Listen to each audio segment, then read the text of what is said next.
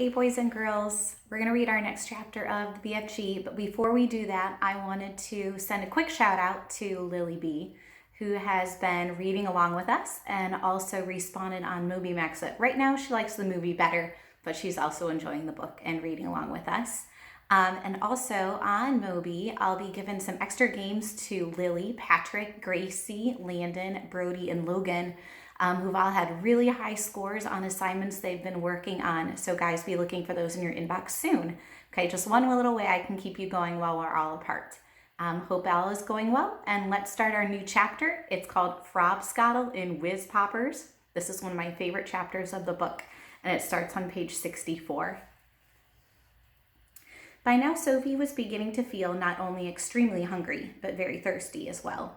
Had she been at home, she would have finished her breakfast long ago.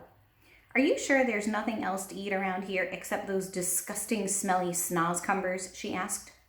Not even a fizzwinkle, answered the big friendly giant. In that case, may I please have a little water? She said.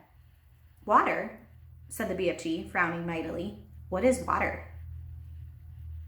We drink it, Sophie said. What do you drink? Frobscottle, announced the BFG. All giants is drinking Frobscottle. Is it as nasty as your snozcumbers? Sophie asked.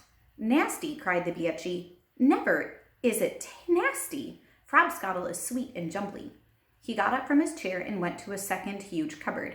He opened it and took out a glass bottle that must have been 6 feet tall. The liquid inside it was pale green, and the bottle was half full. Here is Frobscottle, he said, holding the bottle up proud and high as though it contained some rare wine. Delumptious, fizzy Frobscottle, he shouted. He gave it a shake, and the green stuff began to fizz like mad. But look, it's fizzing the wrong way, Sophie cried. And indeed it was. The bubbles, instead of traveling upwards and bursting on the surface, were shooting downwards and bursting at the bottom. A pale green, frothy frizz was forming at the bottom of the bottle. What on earth is you meaning the wrong way? Asked the BFG. In our fizzy drinks, Sophie said, the bubbles always go up and burst at the top. Upwards is the wrong way, cried the BFG. You mustn't ever be having the bubbles going upwards. That is the most flesh-bunking rubbish I is ever hearing. Why do you say that? Sophie asked. You is asking me why? Cried the BFG, waving the enormous bottle around as though he were conducting an orchestra. You is actually meaning to tell me you cannot see why it is a scrawny mistake to have the bubbles flying up instead of down? You said it was flesh-bunking. Now you say it's scrawny.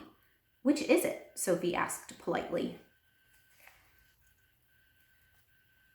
Both, cried the BFG. It is a flesh-bunking and a scrawny mistake to let the bubbles go upwards. If you can't see why, you must be as quacky as a duckhound. By Ringo, your head must be so full of frogs, winkers, and buzzwangles I is frittered if I know how you can think at all. Why shouldn't the bubbles go upward? Sophie asked. I will explain, said the BFG. But tell me first, what name is you calling your Frobscottle by? One is Coke, Sophie said. Another is Pepsi. There are lots of them. And the bubbles is all going up? They all go up, Sophie said. Castasterous, cried the BFG. Upward going bubbles is a castasterous dystastrophe. Will you please tell me why? Sophie said. If you will listen carefully, I will try to explain, said the BFG. But your brain is so full of bug whiffles, I doubt you will ever understand.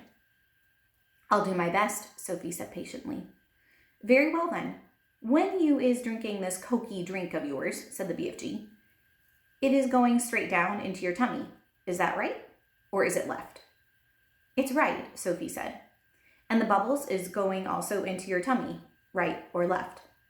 Right again, Sophie said. And the bubbles is fizzing upwards? Of course, Sophie said. Which means, said the BFG, that they will all come swish-whiffling up your throat and out of your mouth and make a foulsome belchy burp. That is often true, Sophie said, but what's wrong with a little burp now and then? It's sort of fun. Burping is filthsome, the BFG said. Us giants is never doing it. But with your drink, Sophie said, what was it you called it? Frobscottle, said the BFG. With Frobscottle, Sophie said, the bubbles in your tummy will be going downwards, and that could have a far nastier result. Why nasty? Asked the BFG, frowning. Because, Sophie said, blushing a little, if they go down instead of up, they'll be coming out somewhere else with an even louder and ruder noise. A whiz-popper, cried the BFG, beaming at her. Us giants is making whiz-poppers all the time. Whiz-popping is a sign of happiness. It is music in our ears. You surely is not telling me that a little whiz-popping is forbidden among human beings. It is considered extremely rude, Sophie said. But you is whiz-popping, is you not, now and again? Asked the BFG. Everyone is whiz-popping, if that's what you call it, Sophie said. Kings and queens are whiz-popping, presidents are whiz-popping, glamorous film stars are whiz-popping, little babies are whiz-popping. But where I come from, it is not polite to talk about it. Redunculous, cried the BFG. If everyone is making whiz-poppers, then why not talk about it? We is now having a swiggle of this delicious Frobscottle, and you will see the happy result. The BFG shook the bottle vigorously. The pale green stuff fizzed and bubbled. He removed the cork and took a tremendous gurgling swig. It's glummy, he cried. I love it. For a few moments, the big friendly giant stood quite still, and a look of absolute ecstasy began to spread over his long, wrinkly face.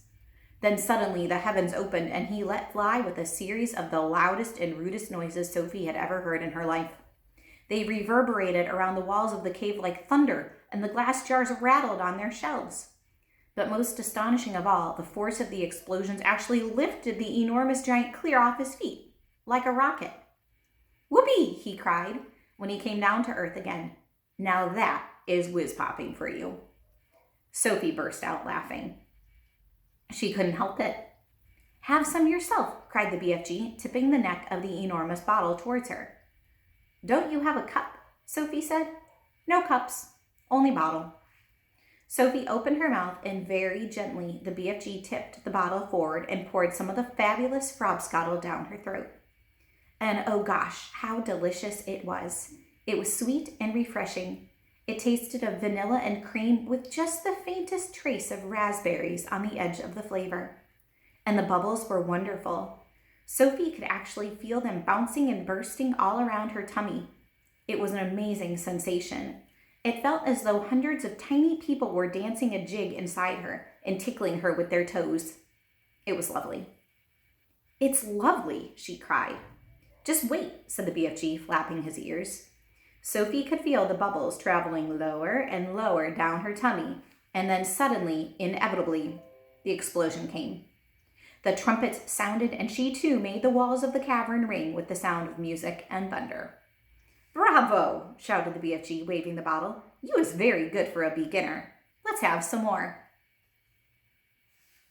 And that's where we'll end for today, and we'll start tomorrow with Journey to Dream Country. See you later, guys. Bye.